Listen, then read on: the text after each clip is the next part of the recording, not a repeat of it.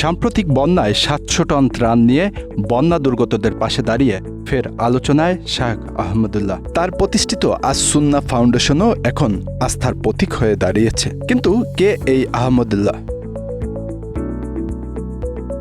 শায়খ আহমদুল্লাহ বাংলাদেশের ইসলামী চিন্তাবিদদের মধ্যে একজন খ্যাতনামা ব্যক্তিত্ব, যিনি তার গভীর জ্ঞান, বিনয় এবং সহজ ভাষায় ধর্মীয় বিষয়গুলো ব্যাখ্যা করার দক্ষতার জন্য সুপরিচিত। আহমদুল্লাহ ১৯৮১ সালের ১৫ ডিসেম্বর লক্ষ্মীপুর জেলার সদর উপজেলার বকিশপুর গ্রামে জন্মগ্রহণ করেন। তার পিতা মোহাম্মদ দেলোয়ার হোসেন একজন ব্যবসায়ী। ব্যক্তিজীবনে আহমদুল্লাহ ৩টি পুত্র ও একটি কন্যা সন্তান রয়েছে।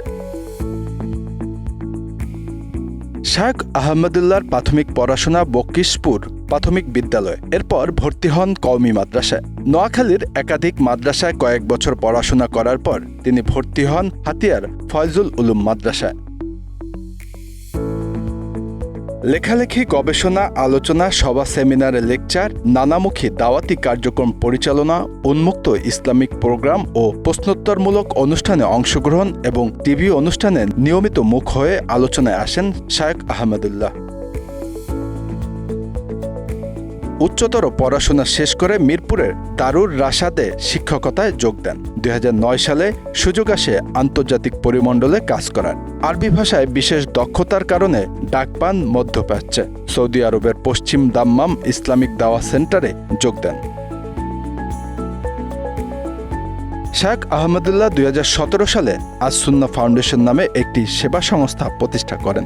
২০১৮ সালে সৌদি আরবের পশ্চিম দাম্মাম ইসলামী দাওয়া কেন্দ্র থেকে অব্যাহতি নিয়ে দেশে ফিরে এসে আস-সুন্নাহ ফাউন্ডেশনের কার্যক্রম পুরোদমে শুরু করেন তিনি। করোনাকালীন সময় এই সংস্থার কার্যক্রম বেশ প্রশংসিত হয়ে ওঠে এবং আলোচনায় আসেন শায়খ আহমদুল্লাহ। শিক্ষা, সেবা ও দাওয়া এই ৩ বিভাগে কাজ করছে প্রতিষ্ঠানটি।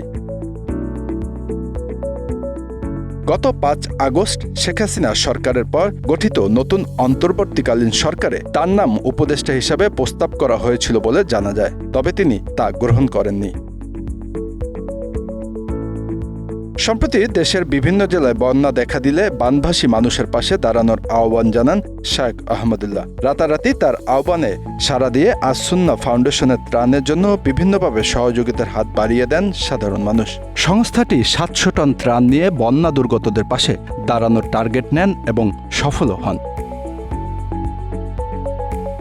Bangla affairs news desk.